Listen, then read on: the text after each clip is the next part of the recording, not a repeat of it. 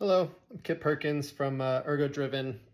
Gonna answer some common questions we've been getting about our new Tempo product that launched last week, the co-captain for your standing desk. So thanks for those questions. Let's jump in. So one of the questions we've been getting the most is, so if I have my desk running on cruise control, it goes up and down by itself, but I want to pause it. Say I'm gonna be leading a Zoom meeting for an hour and I want to pause it. What can I do? Super simple, just double click down.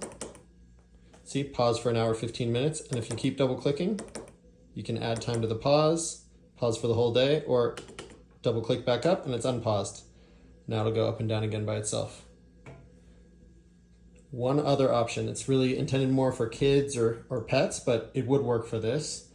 You can push, there's 3 buttons on the side. This is a pre-production Tempo here. The production units are gonna be much prettier, but if you push and hold that middle button, pops up hold to lock for 3 seconds, and now it's locked.